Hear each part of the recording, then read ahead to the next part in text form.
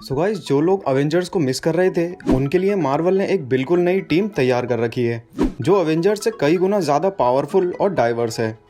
MCU phase 4 की eternals, black window और शैंग-ची के बाद नवंबर में रिलीज होगी और अभी रिसेंटली मार्वल ने इसका ऑफिशियल ट्रेलर रिलीज किया है। तो आज इस वीडियो में बने रहिए क्योंकि मैं आपको इस ट्रेलर में दिखाई गई सभी डिटेल्स के बारे में बताऊंगा।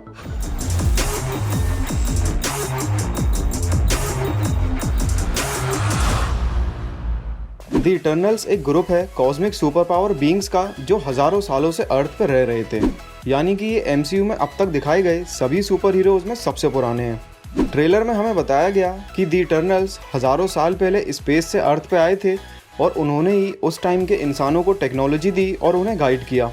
इस ट्रेलर के स्टार्टिंग में ही इस चीज़ को क्लियर कर दिया गया है कि इटर्नल्स उसी टाइम से इंसानों के बीच ही रह रहे थे।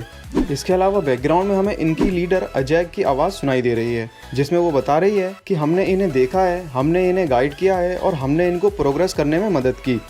We have watched, unguided. We have helped them progress.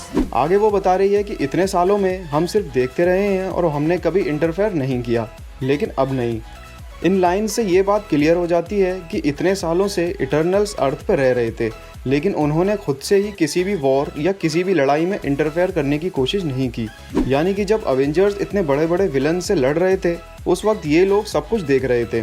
तो अब सबसे बड़ा सवाल ये बनता है कि इन लोगों ने उन लड़ाइयों में इंटरफेयर क्यों नहीं किया, और जाहिर है इसका जवाब तो हमें मूवी में ही मिलेगा।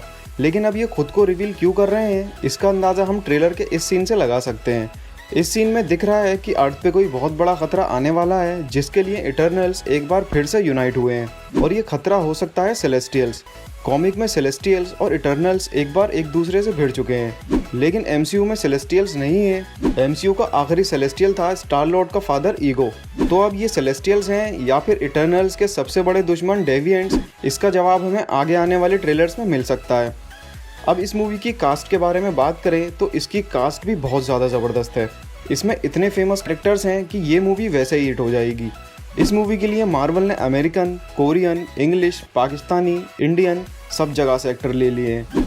एंजेलिना जूली है थेना, जो एक बहुत ज़बरदस्त वॉरियर है और उसकी मेन पावर है cosmic energy manipulation and molecular manipulation, यानी कि वो अपनी सोच से ही कुछ भी क्रिएट कर सकती है। सलमा हाइक की एजैक इस मूवी में इटर्नल्स की लीडर है। उसके पास ज़बरदस्त स्ट्रेंथ है, वो वुल्वरीन की तरह अपनी पूरी बॉडी को हील कर सकती है, अपनी आंखों और हाथों से खतरनाक कॉस्मिक एनर्जी प्रोजेक्ट कर सकती है, साउंड की स्पीड से उड़ सकती है और किसी भी चीज़ के मॉलिक्यूलर स्ट्रक्चर को रीअरेंज कर सकती है।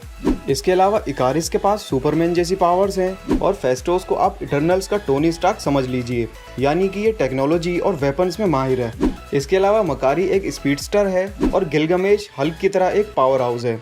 इसके अलावा बाकी कैरेक्टर्स के पास भी गॉड लेवल की सिमिलर पावर्स हैं। आगे ट्रेलर में एक और कैरेक्टर हमें देखने को मिला जो था ब्लैक नाइट। ये इटर्नल तो नहीं है लेकिन इसका इस मूवी में क्या रोल है ये ट्रेलर में क्लियर नहीं किया गया। इन सभी इटर्नल्स के पास अपनी खुद की पावर्स तो हैं ही, पर साथ ही ये सब यूनाइट होकर एक सिंगल एंटिटी यूनिमाइंड भी बन सकते हैं, जिससे इन सब की पावर्स कंबाइन हो जाती हैं और ये बहुत ज़्यादा पावरफुल हो जाते हैं। और ट्रेलर के इस सीन से हमें लग रहा है कि इनकी ये एबिलिटी भी हमें मूवी में देखने को मिलने वाली है।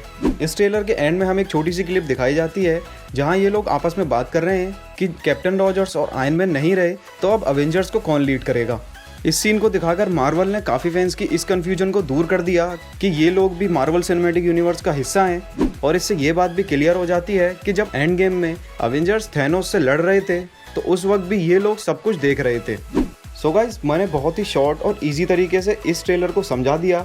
आई नो मुझसे बहुत सी डिटेल्स मिस हो गई होंगी, तो वो सब आप मुझे कमेंट में बताएं और जाने से पहले इस वीडियो को लाइक और हमारे चैनल को सब्सक्राइब करना ना भूलें।